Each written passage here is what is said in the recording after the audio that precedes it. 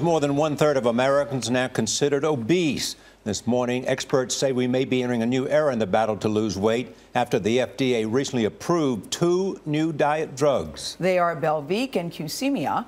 They should be on the market this fall. The question is, will they really put a dent in the obesity epidemic?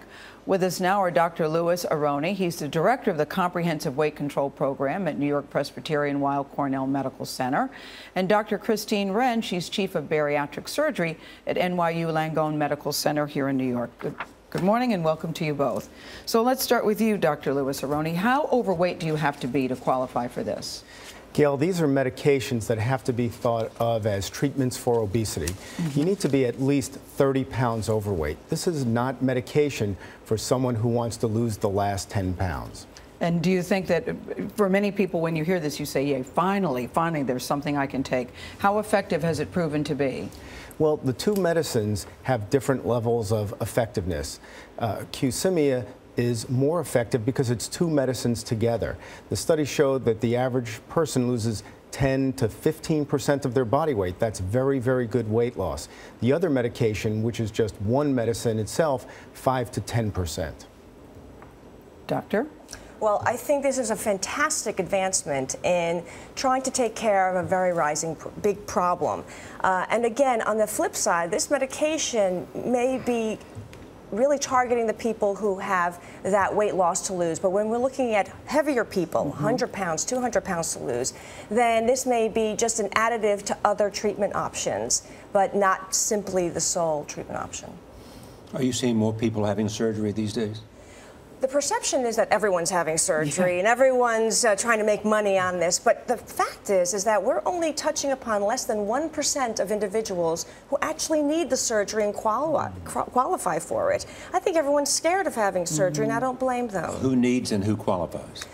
Typically, anyone who's 100 pounds overweight, or if they have a serious medical problem such as diabetes, then 80 to 75% overweight. And don't you think many people think that after I have the surgery, then I'm done and done? And that really is not the case. It's amazing. I was just talking to Lou this morning, and even though we educate people and say, no, this is a tool, this is supposed to enhance diet and exercise and appetite suppressants, so many people still say, why should I do diet? I already have my surgery, and those are the people who really have a setback.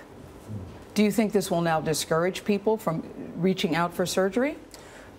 I don't think so, because I think that this is part of a progression. When we see the way that obesity needs to be treated, we think that people need to treat their obesity rather than waiting to develop diabetes, heart attacks, and strokes, cancer, the 50 diseases that occur as the result of obesity. There's a huge treatment gap between diet and exercise and surgery, and we think that medication will fill that gap. But if someone doesn't succeed with medication, we progress them to surgery eventually. So I think that what we're going to see is more intensive treatment for obesity. The reason we haven't been successful is that we have not been intensive enough in our obesity management. And why are we so overweight in this country?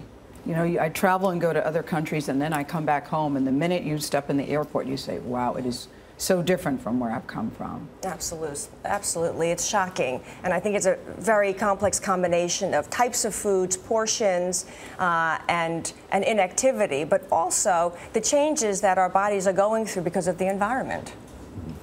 One of the ideas always out there is the notion if you simply eat less and exercise more, you'll be okay. Everybody knows that. Is the failure of that because of reasons we do not understand? Well, it's a very complex mechanism controlling weight, and we're just beginning to work out all of these mechanisms. It's clear that there's physical resistance to weight loss, so that when you try to lose weight, it's not just, okay, eat less and exercise more. There are at least 8 hormones that have been identified that stop you from losing. Some go up and they make you hungrier, and some go down and they make you hungrier and they slow down your metabolism. And does it vary from person to person to person? That's right, it varies. So that's why it's hard. When people hit a plateau, they think that they've lost their willpower. That's not true. They've lost some hormones and they have too many of others. And how much of this is genetic?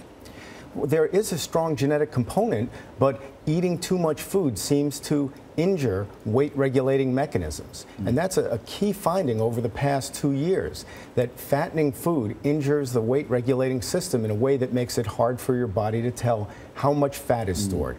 That's one of the key physical components about the environment, that it does something to your brain that makes it hard for you to control your weight. So if you eat better, your brain will react better.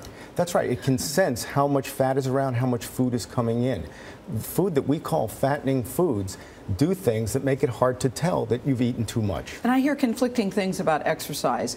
Some people say you can eat whatever you want as long as you exercise, and other people say no, you really just have to concentrate on your diet. Which is true?